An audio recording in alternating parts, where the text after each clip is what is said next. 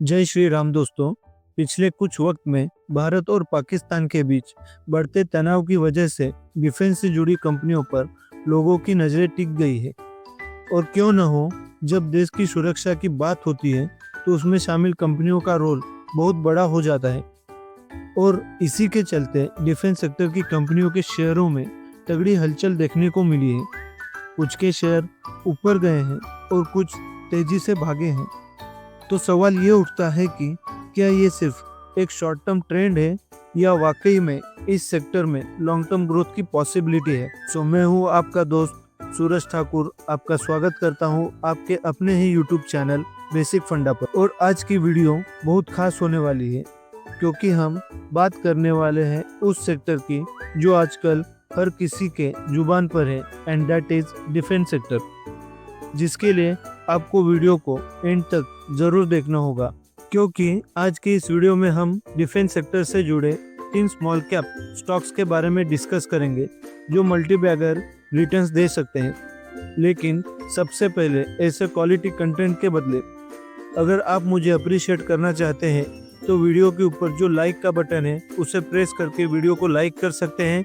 तो stock market related जो भी अपडेट्स या न्यूज़ है उनको ट्रैक करने के लिए आपको बेसिक फंडा को सब्सक्राइब करना होगा और साथ ही बेल नोटिफिकेशन को ऑन कर ले ताकि ऐसे ही नॉलेजेबल वीडियोस का नोटिफिकेशन आप तक सबसे पहले पहुंचे।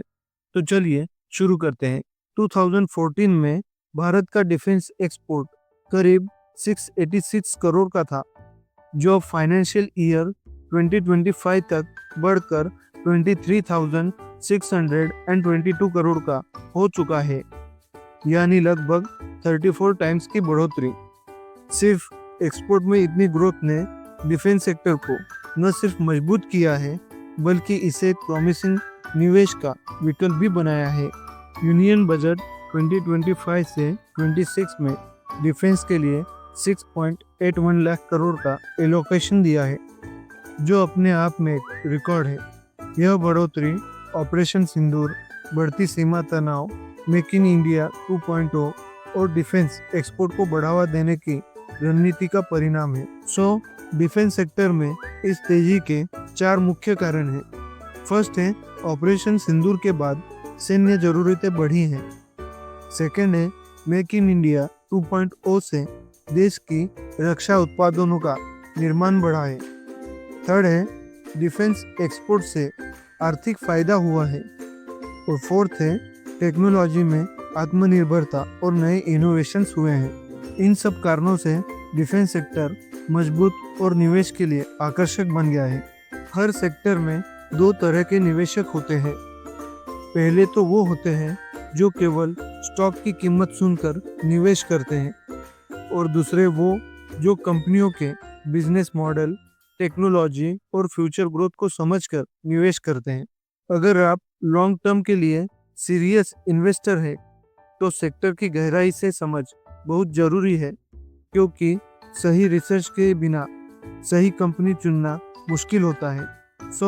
आज मैं आपके साथ 3 खास कंपनियों की चर्चा करूंगा जो भारतीय डिफेंस सेक्टर में अपनी अलग पहचान बना रही है। इन्हें समझकर आप देख पाएंगे कि कैसे कंपनियों की तुलना करके बेहतर निवेश का निर्णय लिया जा सकता है। तो चलिए दोस्तों, शुरू करते हैं डिफेंस सेक्टर की पहली कंपनी के साथ, Paras defence and space technologies limited. Paras defence and space technologies Bharat की एक प्रमुख कंपनी है जो डिफेंस ऑप्टिक्स और क्वांटम टेक्नोलॉजी के क्षेत्र में काम करती है। Paras defence and space technologies के प्रोडक्ट्स के बारे में बात करें तो कंपनी प्रिसीजन मैन्युफैक्चरिंग यानी कंपनी बहुत ही प्रिसाइज और कॉम्प्लेक्स कंपोनेंट्स का निर्माण करती है जो हाई क्वालिटी वाले ऑप्टिकल डिवाइसेस और डिफेंस सिस्टम्स के लिए ज़रूरी होते हैं।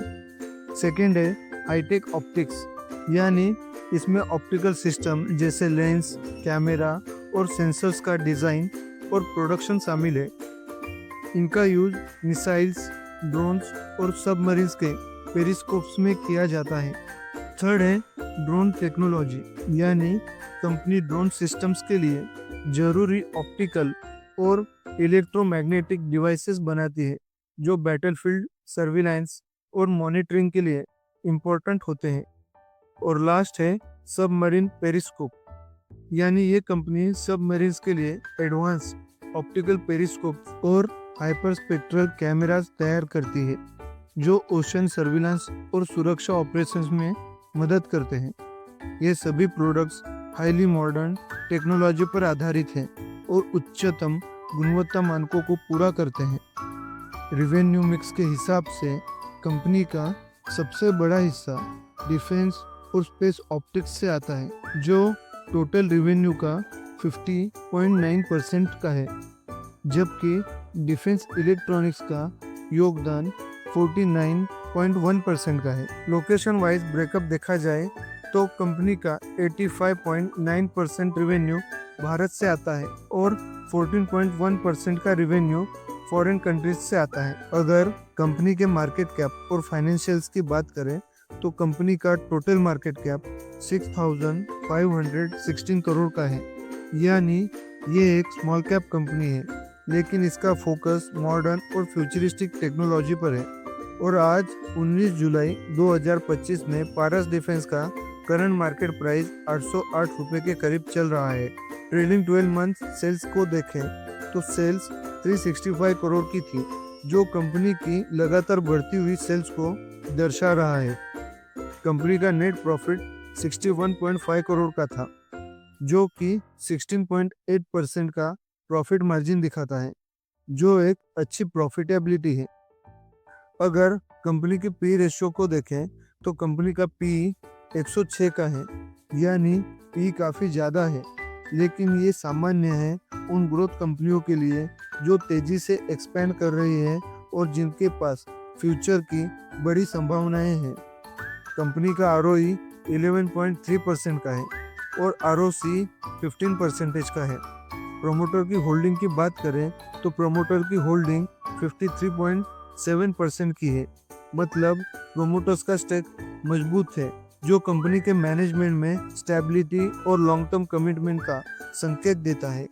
वहीं अगर डेट की बात करें तो कंपनी के ऊपर 24 करोड़ का डेट है और उस हिसाब से कंपनी के पास 600 करोड़ के रिजर्व्स हैं।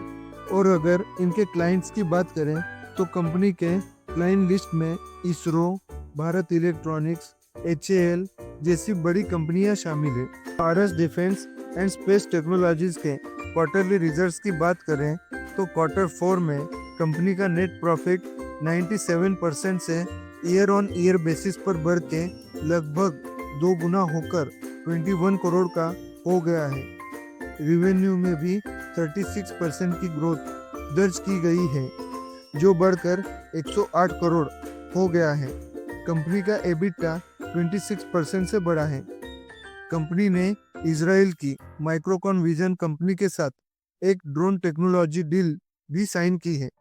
अब कंपनी के टेक्नोलॉजी लीडरशिप की बात करें तो पारस डिफेंस ने क्वांटम और ऑप्टिकल टेक्नोलॉजी में एक मजबूत पोजीशन बनाई है, जो भारत में इंडिजिनस डिफेंस टेक्नोलॉजी के विकास के लिए जरूरी है।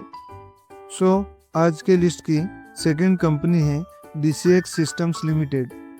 DCX सिस्टम्स लिमिटेड की शुरुआत 16 दिसंबर 2011 को एक प्राइवेट लिमिटेड कंपनी के रूप में हुई थी।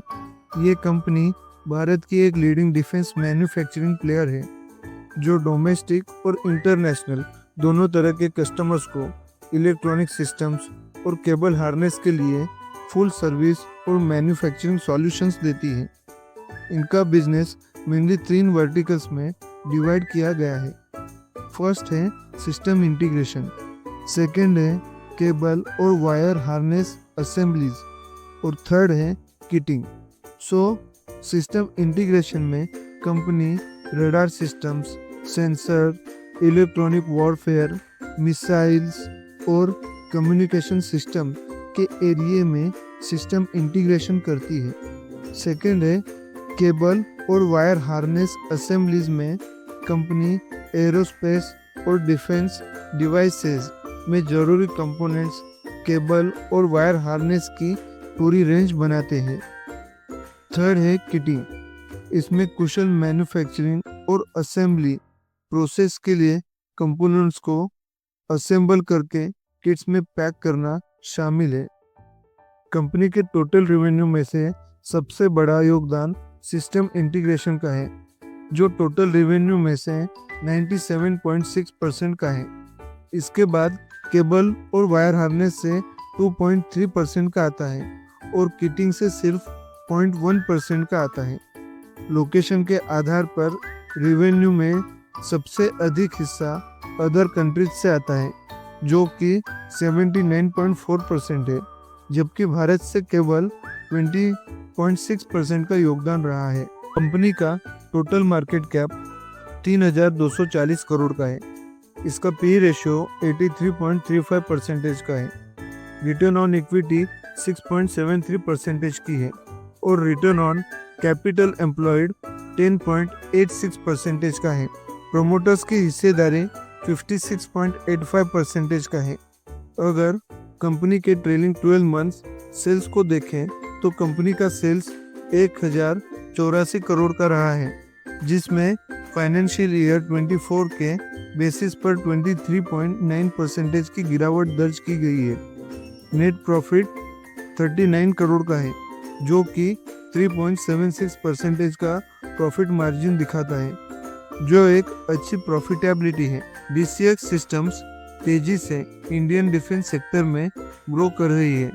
कंपनी ने 2011 से ऑपरेशन शुरू किए थे और तब से ये फॉरेन OEMs यानी ओरिजिनल इक्विपमेंट मैन्युफैक्चरर्स के लिए एक प्रेफर्ड इंडियन ऑफसेट पार्टनर यानी IOP रही है, खासकर एरोस्पेस और डिफेंस मैन्युफैक्चरिंग प्रोजेक्ट्स में। और आज के एपिसोड की लास्ट कंपनी है Apollo micro systems limited. Apollo micro systems एक इंजीनियरिंग कंपनी है जो डिफेंस, स्पेस और होमलैंड सिक्योरिटी सेक्टर के लिए हाई परफॉर्मेंस सॉल्यूशंस को डिज़ाइन और मैन्युफैक्चर करती है। ये कंपनी कस्टम सॉल्यूशंस देती है जो कॉमन टेक्नोलॉजी IPs पर बेस्ड होती है, जिन्हें कस्टमर की ज़रूरतों के हिसाब से रिकॉन्फ़िगर किया जाता है।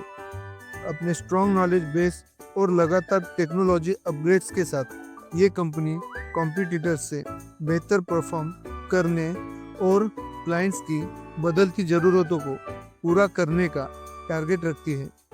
ये कंपनी एरोस्पेस और ग्राउंड डिफेंस सिस्टम में काम करती है। एरोस्पेस सिस्टम में company integrated avionics modules, PCM encoders, electromechanical actuators, RPF electronic modules जैसे मल्टी एयरस्पेस एप्लीकेशन में काम करती है। ग्राउंड डिफेंस सिस्टम में company ruggedise COTS hardware, advance software, turret control units और power units, missile interface units जैसे ground defence systems बनाती है। कंपनी के फाइनेंशियल्स को देखें तो अपोलो माइक्रो सिस्टम्स की टोटल मार्केट कैपिटलाइजेशन 6,339 करोड़ की है। कंपनी का पी रेशियो 96 का है, जो दर्शाता है कि ये काफ़ी प्रीमियम वैल्यूएशन पर ट्रेड कर रही है। प्रोमोटर्स की होल्डिंग 50.65% की है, जिससे मैनेजमेंट का कंपनी में विश्वास झलकता है। कंपनी की रिटर्न ऑन इक्विटी देखें तो रिटर्न ऑन इक्विटी 10% की है और वहीं रिटर्न ऑन कैपिटल एम्प्लॉयड 14% का है, जो औसत स्तर के रिटर्न को दर्शाता है। डिविडेंड यील्ड 0.13% की है, यानी कंपनी फोकस्ड है ग्रोथ पर। फाइनेंशियल ईयर 24 में कंपनी की टोटल सेल्स 562 करोड़ की रही और ऑपरेटिंग प्रॉफिट मार्जिन 22.99% का रहा, जो एक मजबूत प्रॉफिट मार्जिन को दर्शाता है। डेट टू इक्विटी रेशियो 0.55 का है, यानी कंपनी की बैलेंस शीट पर कर्ज का स्तर कंट्रोल में है। सो इन शॉर्ट, कंपनी मुनाफे में है, मार्जिन मजबूत है, वैल्यूएशन ऊंचा है और डेट मॉडरेट है, लेकिन रिटर्न रेशियोज अभी बेहतर हो सकते हैं। अपोलो माइक्रो सिस्टम्स के मार्च 2025 के तिमाही नतीजे मिले जुले रहे हैं। कंपनी की रेवेन्यू में बढ़ोतरी हुई है, लेकिन नेट प्रॉफिट में गिरावट देखी गई है। रेवेन्यू बढ़कर 162.50 करोड़ का हुआ है, जो पिछली क्वार्टर में 149.37 करोड़ के थे, यानी 8.79% की बढ़ोतरी हुई है। लेकिन नेट प्रॉफिट गिरकर 13.96 करोड़ रह गया है, जो पिछली तिमाही के 18.24 करोड़ से 23% कम हुए हैं। एबिटा में भी हल्की गिरावट हुई है, जो 5% से घटकर 36.72 करोड़ हो गया है। अगर इन्वेस्टिंग पॉइंट ऑफ व्यू से देखें तो कंपनी को 113 करोड़ का एक बड़ा एक्सपोर्ट ऑर्डर मिला है। इस एक्सपोर्ट डील की घोषणा के बाद कंपनी के शेयरों में अच्छी खासी तेजी देखने को मिली है। फाइनेंशियल ईयर 2024-25 में कंपनी ने 51% से अधिक की ग्रोथ दिखाई है। सालाना एबिटा में 54% से भी ज़्यादा बढ़ोतरी हुई है और एबिटा मार्जिन 23.50 का हो गया है। तो दोस्तों, ये थी आज के एपिसोड की हमारी 3 small cap defence companies. Bharat का डिफेंस मार्केट इस समय लगभग 90 to 100 यूएसडी बिलियन का है और 2024 से 2030 तक इसमें 13% की सालाना ग्रोथ की उम्मीद लगाई जा रही है। हमारा डिफेंस बजट भी अब 7 लाख करोड़ तक पहुंच चुका है और सरकार मेक इन इंडिया के तहत 928 डिफेंस आइटम्स की इंपोर्ट पर बैन लगा चुका है। डिफेंस एक्सपोर्ट भी नई ऊंचाइयों पर है। 21,000 करोड़ के एक्सपोर्ट में 16% का योगदान प्राइवेट सेक्टर का रहा है। तो दोस्तों, अगर आपको ये जानकारी पसंद आई हो तो बेसिक फंडा को सब्सक्राइब जरूर कीजिए। वीडियो को लाइक और शेयर करना मत भूलिए और कमेंट करके बताइए कौन सा टॉपिक आप हमारे अगले एपिसोड में देखना चाहेंगे। हम मिलेंगे अगली वीडियो में नई रिसर्च और एक नए फंडे के साथ। तब तक के लिए जय श्री राम।